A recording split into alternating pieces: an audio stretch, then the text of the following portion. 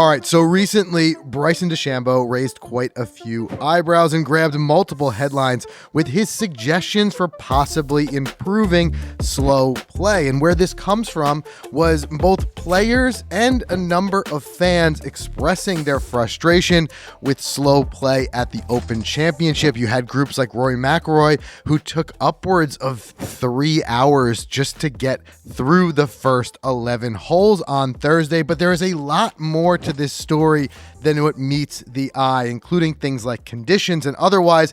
And we do have quotes on both sides of the fence, with some like Bryson speaking out very loudly saying this is easy, it can be fixed, no problem.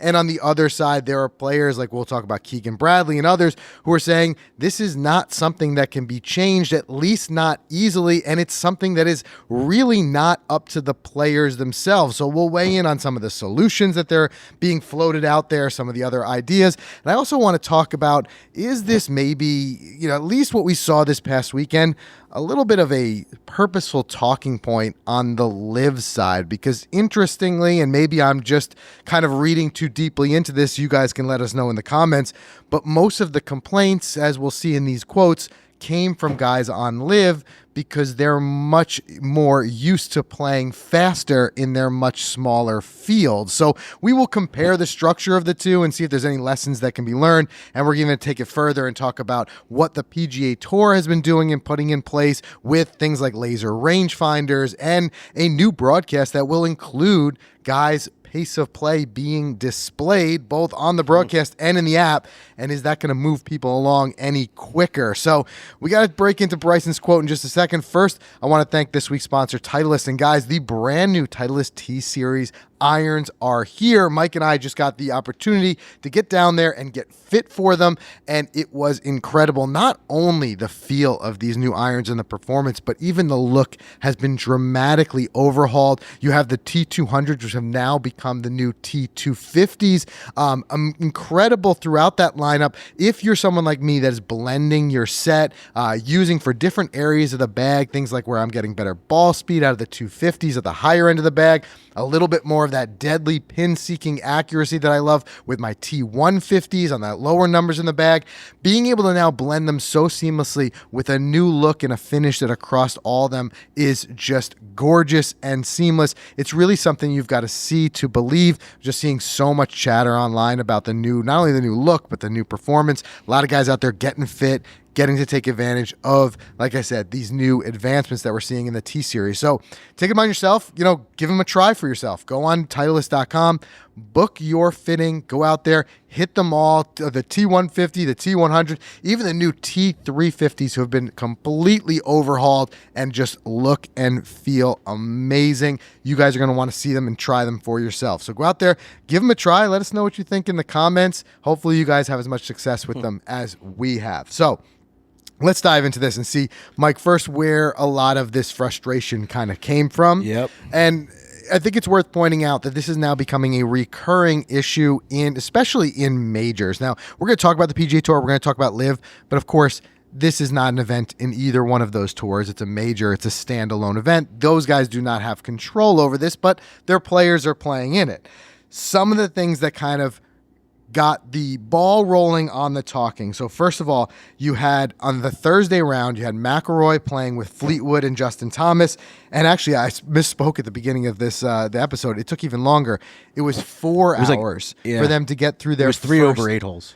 Yeah, 4 hours to get through their first 11 holes was part of it. You also did have some guys who we're going to talk about warning guys and timing them. There were some guys who got warnings. You had JJ Spawn was issued a warning for taking more than 50 seconds on the 17th in that same round. Yep. He got a bad time warning, and if you get a bad time warning, it means one more, and it's going to cost you a stroke. So going into the Friday round, Spawn is full well knowing that and one stroke in a major is big. Huge. He obviously wasn't at the top of the leaderboard come Sunday, but it could make a difference. So what ended up happening was fans were just sounding off. We saw a lot of this chatter on Twitter about guys weighing in and saying how it was grueling and it's just unfair to a lot of the other players who are having to then put up with that pace. And we'll get into some of these. I even saw guys like Terrell Hatton was saying even some things that we don't necessarily think of, but just not having enough hydration and snacks on the course to be out there for 6 hours. Yeah. They're not planning for that, and they're having to whatever. So there's little things that go into it as well. But big picture here, there was a lot of frustration. Yeah, and before we dive into that Bryson quote, I mean, my question is, does it really matter to the fans? Like, it didn't really affect us. Us at home on TV, I feel like they jumped to another golfer and provided a lot of golf. They did a great job with that. So no matter what the pace of play was out there, we didn't really get affected by it. Fans that are there watching it, I can't see them getting affected because golf is still happening, right? I got to assume it's not bothering them. But I'm sure this is only really affecting the players. And you know what? I don't know if it's going to affect their performance, but whatever. But is it going to create, I guess the question is it going to create a much lesser product for the fans? Well, that's just it. And I think this is the why I've been so hesitant to talk about this here on the podcast. But at this point, it's unavoidable. It's the biggest hot topic. Everyone is like screaming about it on Twitter and otherwise. But for me as a viewer, and you guys tell us in the comments if you feel differently, but it doesn't affect me greatly. It doesn't. You know, if I'm paying the money to buy a ticket to go to one of these events, I don't think of it like a football game. I don't think of it like a baseball game where I'm going to be there for, 3 hours and out. I'm spending the day. Yeah, that's my plan to be there for the day. Environment. And I really don't care if it takes these guys 5 hours to play. Now, you can make the argument that it's a lesser entertainment product to watch guys standing on the tee box waiting to tee off versus playing. I get that. But yeah, the broadcast does a great job of cutting around. Personally, I put it on, and even PGA Tour Sundays, I just put the TV on and I have it on the whole day to watch, So to me, it's not a big deal. I'm kind of with you there. But I think the argument that was being made by a lot of the fans on Twitter and otherwise were saying they felt like it was putting certain players in an unfair position, especially in those afternoon rounds, as the compounding factor of things getting more and more backed up from slow play was affecting the guys in the later rounds who had to then deal with that and find ways, mentally get through a round that was going to take longer. Yeah, and I think if you take it a step further, I think if it leads to a case where guys aren't finishing and they're coming back the next day, for things like that. I mean, we're in the middle of the summer now, so it's not really going to affect them here time-wise. But, I mean, I could see all the ways that it can. And I know we're going to get to it, but I love Bryson's quote. I love his idea. I'm fully on board with that. Yeah, and don't forget, part of this stems from Bryson himself being criticized Big for time. Slow play. He was like the king of slow play. He was back in the day, yes, right? Course. And I remember the quotes from even Brooks Koepka calling him out. But Bryson has made a huge turnaround. He's one of the fastest players. Now. However, he admits he's still slow on the greens, and every tournament's going to be different. When you're talking about what's riding on the line for a major, first of all, and when you talk about major championship greens, they're harder to read and the stakes are higher. So guys take a little bit longer. But Bryson even, and his group was giving a warning for slow play. So that kind of prompted a little bit of what he was saying. I want to quickly get into some of these other quotes, though, because what I kind of found interesting, and again, this could just be, me reading too deeply into it. You guys watch the show, you listen to the show. I have nothing against Liv. I'm not trying to make a point against Liv. I just have to bring up what I see. And what I noticed was that a lot of the players who were speaking up and speaking out against slow play happened to be guys who were playing on Liv and happened to be drawing that same direct comparison to how fast they play on Liv. So examples of it. John Rahm was one of the guys who was quoted. He said, "It's a bit of an adjustment after playing in Liv because we absolutely fly. The one thing we do, I feel like every round is less than 4.5 hours unless weather conditions are crazy." It's a quick round. So he's making, the comparison. Remember, Liv, which we'll talk about in a second, structure-wise, much smaller fields, shotgun start. Okay. Mark Leishman, another guy who plays on Liv, also spoke out. He said, and he had a little bit more emotion behind it. He was a little bit more frustration you could sense in it. He said, "Felt like we were on the golf course for about 12 hours. We've been on the course for 3 hours through 8 holes. That was real tough to deal with, especially coming from somewhere where we play in under 4.5 hours a week. You've got to deal with all that sort of stuff. And I felt like I dealt with it decently well. Just got a little frustrating out there. So where I found that interesting was that both guys managed to weave into their quote their own experience of in a direct comparison about how live is faster. Right? And who knows if there is something there, like I said, if there is ever going to be a merger, or if even without a merger, if the leagues are going to learn from each other, if live is necessarily doing something right with slow play, then maybe not only all the leagues, but the majors and everybody can learn from it and see how they can do it. But one thing to very importantly keep in mind, and we're going to talk about the setup of the golf course and how that in particular could have been part of the problem, but live is a 54, person field. There were 156 players playing in this year's Open Championship. And most of the slow play and issues that happened were in the first and second rounds pre-cut when you had all 156 guys you had to get through that course. So if there is a couple guys who are slow, there's a better chance of having slow guys in a much bigger field. And a little bit of slowness will compound throughout the day as you put that many rounds into the golf course. Here's what, and by the way, just to sprinkle in on those quotes, this was not a quote. This was just something that I witnessed on the live side. There was one scene where Neiman was standing on the green waiting for Brian Harman, arguably one of the best golfers in the world, to putt his ball, and he just kept doing his waggle and his head up. And you could see the frustration in Neiman's face. So not a direct quote, but you could see it. There's another live guy used to a 4.5 hour round, and he's with this guy all day, just going slow and slow. And everyone's pointed fingers at Harman of being the ultimate culprit of slow play. Yeah, Harman, you get like Cantlay. Cantlay's another guy. Exactly. Yep. And look, also there might be part of it, like, and there's a truth to it. The guys on live play with the exact same guys week in and week out, and it's a smaller, intimate, like I said, group field. Right. They get to know the guys, and they're not necessarily used to playing with some of these other guys in bigger fields and getting paired up with different guys that they haven't played with. So you get paired up with a guy like a Harman or a Cantlay, and I could see if it's not something you're used to, you could be frustrated. But like I said, not everyone believes that this is a solvable problem. So on the other side, you had quotes from guys like Keegan Bradley. He brought up a couple of good points. He said, "There's a couple of long waits. We had about 5 groups on that par 5 7th to play. Then we had long waits on all the par 5s. It gets windy like this, it gets backed up.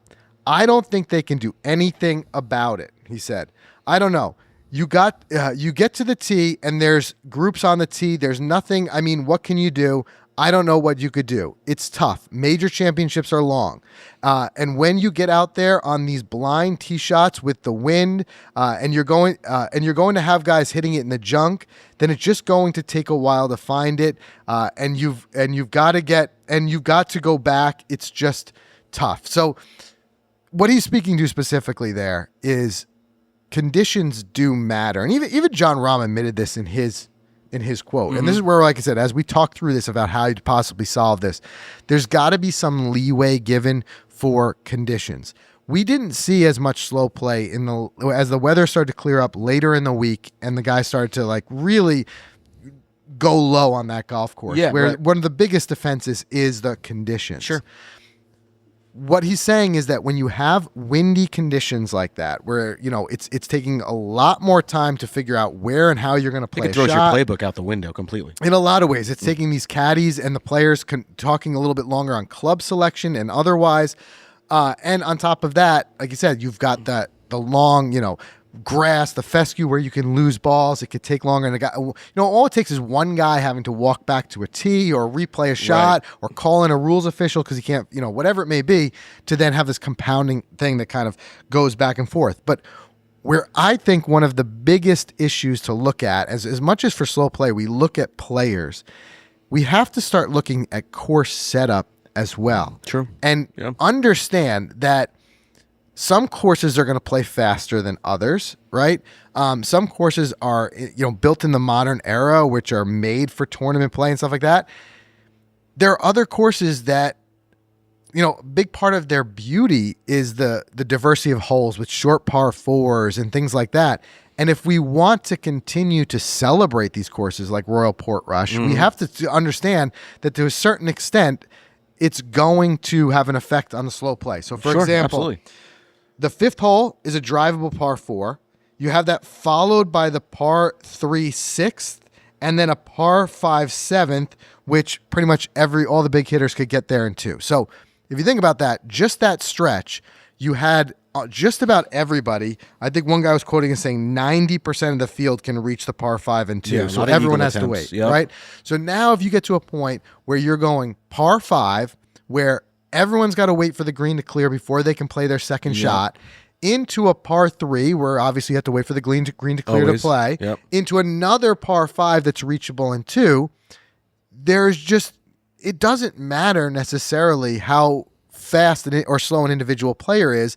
It's a function of course setup where guys are just going to have to be slower there because they have to wait, whereas traditionally on a lot of par 5s, they're not necessarily always waiting for that green to clear. So a simple tweak would be maybe move one of the tees back on the 5, make it a not reachable. So you're saying little tweaks like that around the course? Just to kind of... No, I'm saying give and take. Not all these courses can be lengthened indefinitely and forever. Right, they can't. Right, and I'm saying like before you go messing around with a course like Portrush or someplace like that, right. And the beauty of it is in its design, then maybe it's just understanding that it's just gonna be a little bit slower. And you can't control wind. Right. And just generally majors, they're gonna be a little bit slower. There's more on the line. Guys are gonna take a little bit longer to read their putts. When the weather is up and the wind is up, it's gonna be a little bit slower. I think there's a certain thing of just saying like what is and what is not inside of our control.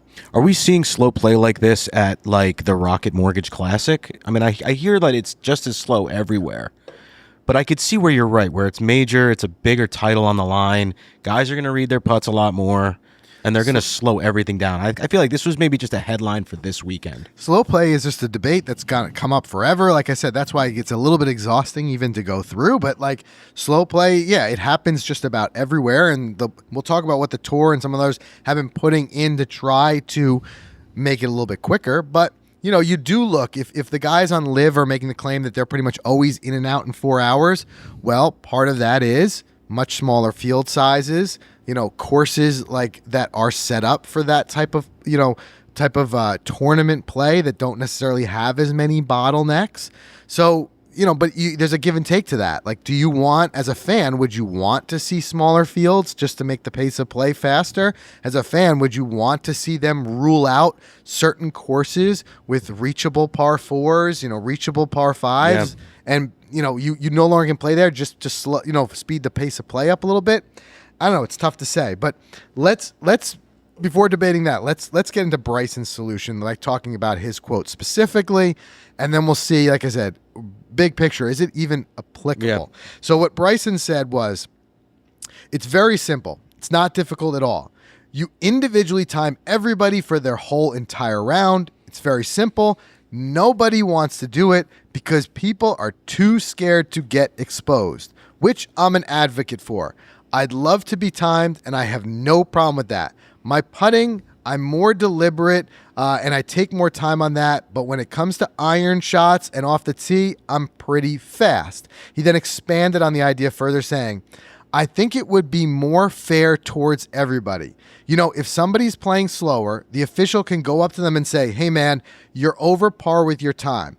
All you do is just time them for every shot. He gets there, puts the bag down, and how long it takes him to hit that shot, and how long it takes him to walk to the green. It's not rocket science. You time how long someone takes individually, and then you separate that from the other person playing. You stop them on the whole entire thing. So okay, he's saying forget just like keeping the group. He's like you can then keep a stopwatch on every single player individually to try to identify individual players who are the problem. Now, there's a certain degree of this that I do agree with. Yes. Right? Mm-hmm.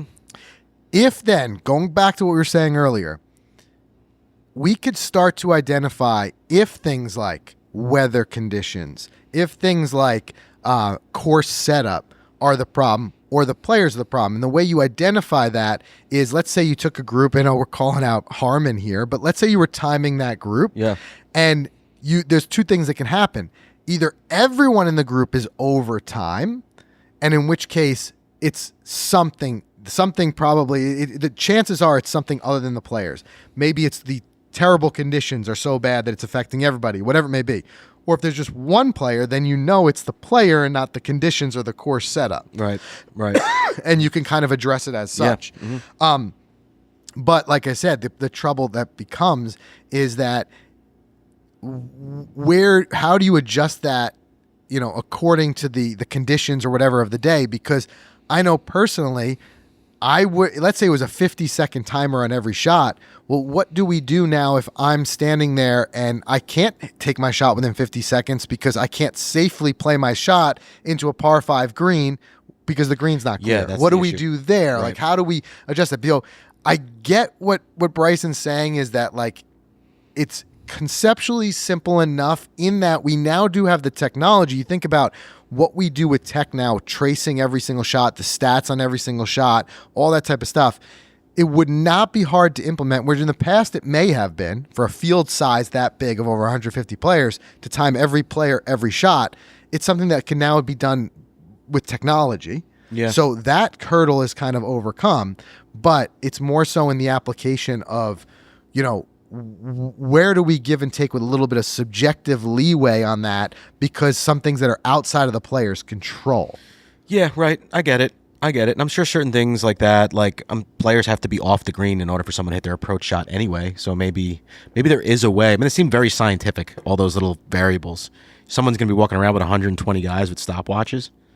Well, that's what I'm saying. Like, you can definitely do this with tech now. You can do it with you can. I'm sure you can build a system that would time guys without having each guy having to start and stop a watch. You can do that. Like, yeah, okay. I mean, interesting. And then what? It's like, what's the end result? Are you going to find the guy? Or are you going to, what is it? I think the end result is the fact that everybody, almost like shot clock-ish, is what he's asking for. Because right now, guys are not put on the clock until it's already identified that they're in slow play. Right. He's saying start before the slow play even happens. Put them on the clock from the very first tee shot that they hit of the day, and then that way it's seamless all the way through. But does that sound like something that's being enforced throughout the round, or is it something, this is what I don't understand, that he's saying at the end of the round they look back and be like, all right, this guy was the longest. He was the whole reason for the bottleneck. We're fining him. Or is it during the round where they're getting stroke penalties? Well, he's saying is during the round. Because he's saying if someone's playing slower, the official can go up to them and say, hey, man, you're over par with your time. Got it. So just as though J.J. Spawn had now, Yep. you're still, which is to a certain extent, again, it's no different than what they're doing Right, now. That is part of the rules now. They are going up there and issuing guys warnings, but they're not really putting them on the clock until that initial warning happens, until it's recognized that they're. So it's not like everybody is on the clock at all times. Right now, if somebody's identified as behind the pace, the officials will warn them. The officials will put them on the clock. If it happens again, it's a stroke penalty. Got it. We also had guys like John Rahm, like loosely offering suggestions of just certain holes where the bottlenecks are, of putting up a shot clock on that hole. So again, it's tough, but like part of that is that, maybe part of that bottleneck is because it's a particularly difficult hole. The wind conditions are tough. The green is tough. I don't know, but one thing I can say that I disagree with Bryson is I don't think it's as simple a solution as what he's saying. So I want to talk about some of the solutions that are already coming into play, especially on the PGA Tour, where there's a week in, week out pace of play problem, and whether or not that's been working, because we've seen some of the biggest changes ever just in this season for potential resolutions to pace of play. So let's do a word from our sponsor, and then we'll come back and we'll talk about that. All right, the FootJoy Premiers, one of my favorites, one of the best golf shoes on the market, and I got to give it to FootJoy, especially this year, with their 4 Legend Series Premiers that they did. Really unique. For every major, these guys came out with a new shoe in the Premier lineup, and a little bit of flair from each of those majors. From Oakmont, we just saw the Harris Tweed last week at the Open, and I love it because it creates this collectible item, and they're the nicest looking shoes out there. I mean, as far as the way that these things are designed, they had the VersaTrax outsole with those traction elements we're always talking about. We're always playing golf in all different terrain, so having that traction on the golf course, it's part of your performance, and those guys nailed it. And then the second part of golf shoes, guys, is the comfort. We talk about being on our feet all day, playing 36, playing on the weekends. We're getting older. You want to protect the feet, and they got it locked up with those Eco Plush fit beds that they've come up with for that ultimate comfort. So with all the colorways, with all the unique one-off drops that they've been doing, the Premiers are like the sexiest golf shoes out there. You have to go experience them for yourself. So go to footjoy.com, search for the Premiers, pick up a pair. You're going to love them, and trust me, everyone's going to be asking you where you got those. All right, so getting back to it, two big changes that the PGA Tour has put into place that this year and are actively rolling out to help pace of play has been, first and foremost, one, the PGA Tour started this year experimenting with allowing laser rangefinders into certain events. I think there were 6 total events, and the initial numbers coming back was that it did help the overall pace of play. I think especially in things like windy conditions or wherever. Now, of course, these guys are not allowed to use the slope or some of the other things that we use on rangefinders in these casual rounds, but even if it gives one thing that's a little bit quicker, like maybe caddies can just know their yardage, and instead of spending as much time first determining the yardage and then determining the wind conditions, just know the yardage, spend the time on the wind conditions or whatever of the day, and then whatever. So maybe if it is a situation where either, as we mentioned earlier, the course setup or the conditions of the day are particularly where it's going to possibly influence and have a longer pace of play, maybe that's the the days where we say, hey guys, potentially long pace of play day, we're going to allow rangefinders today. But it's it's nothing here is simple, especially in majors. Now it's a big enough move for the PGA Tour to start to allow them in tour events. If you start to see this stuff being allowed in majors, then history books come into play, asterisks, what was allowed stuff. when and where, whatever. So it's a big part of it. Wait, can I ask you a silly question? Are they allowed to use the slope in practice rounds, caddies, to determine the drop-offs on some of the greens that are below them or above them? To know, like, oh, my player normally hits it here off the tee, so we know this green is 10 yards up. Yeah, I mean, as far as I know, they can do anything on that rangefinder. Anything that they want. You know what I mean? And they just put it in their notes, in their book. Because what practice round to me is no different than what if a caddy went a week before and walked the course with his I got to assume it's rangefinder. perfectly fine. It's a great question. If we're missing something, if one of you has a direct knowledge of this, or knows a caddy, who's worked with a caddy, drop in the comments, let us know. But I got to imagine what would be stopping a guy any different than doing your research. I mean, you could walk around there with a topographical map, and just do the math, right? It's just doing the math, right? Of what the slope would be. So I guess you could. So they can have all that knowledge, and then if they're using a rangefinder, they wouldn't. Because I'm thinking, you may know where your target is, but without slope, like in any other tournament, you can't use it. But no different like yardage, right? So they don't have to pace it off. You could theoretically go out there, pace everything off, know where everything is, and write it down in your yardage book. When it comes to pace of play, if I have to then look all of that up, like, oh, I know it's 150 to the marker there, which I have that in my yardage book. So what I'm going to do is I'm going to walk over to the 150, pace that off. Okay, so that makes this 140. It's 10 paces different. Versus pull out that rangefinder and fire it. You may have just saved 30 seconds. Exactly. And over time, 30 seconds saved many, many, many times results in a product that's a faster it could throughout. Be 30 minutes long, shorter, right. Whatever. Yeah. So that's what I'm saying. Like, especially if conditions are really particularly difficult, maybe those are the times where they allow it just to speed things up a little bit. The other thing is, and this goes back to what I was saying before, we now have the technology to do this, because when you have everybody, all the guys out there on that golf course, with the shot tracer technology and everything like that, there's a lot of tech following every group around. So it's not hard to tack on one more thing like a timer.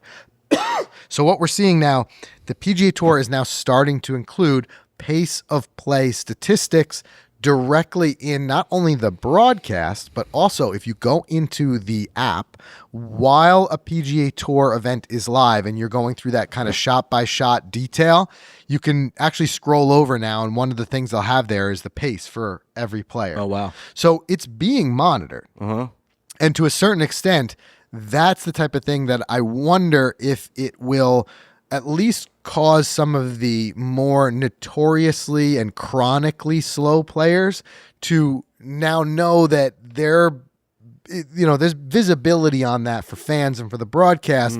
And when social media gets a hold of that and what they can do with that and amplify that, will that then cause guys to move a little bit quicker because that is now a factor? Yeah. I'll tell you what that can do is that can open a whole new betting line out there on like DraftKings. It could. Who's going to finish the slowest and fastest? It could. It definitely could.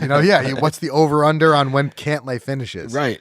You could definitely include that. But it does make me think that there is a certain degree of this where it's happening. But again, bigger picture, will it happen and what's stopping it? What Bryson was indicating was that it was guys' fear of being exposed and the pushback on that. Remember, on the PGA Tour, especially when you have things like player advisory boards, when you have, players who have a kind of a say in what goes on to a certain extent, there could be guys behind the scenes who are kind of trying to stamp that one out and not allow that because of the fact that they may be feared to be exposed, and certain guys may feel like they'll struggle to play faster. It might take them out of their rhythm. But the other side of that coin is the guys who do naturally play fast and the harm it does potentially to their game where they're taken out of their rhythm to have to play slower because of someone else. I think the toughest part about here is that there's no clear cut, like this debate's going to end anytime soon. I think it's small adjustments over time and realizing, and really now that we have that data, really getting granular on it and just seeing objectively what is truly causing the slow play. Is it a couple slow players out there? Is it, weather conditions of the day? Is it the way that the course is set up? Which of those things are? And using that to try to slowly over time adjust and make it better, because yes, Liv can say, that they're the fastest right now, but also the fields are much smaller. So it's not a direct apples to apples comparison. Plus they've got a shotgun start, which you're not going to see anytime soon in a major. That's for sure. So till now, Bryson, I know it sounds simple in a lot of ways, and maybe at least it's a starting point. Maybe it's just put everybody on the clock just to gather data for a season before you start implementing things like penalties and stuff that actually affect guys, at the end of the day, their payday, and just see where we're at. Maybe that's a starting point. But as much as I know Bryson wants it to be a simple solution, I think we all wish it was. I don't necessarily think it is. So weigh in with your own thoughts and comments below. Make sure you subscribe wherever you get your podcasts, and we'll see you guys in the next one.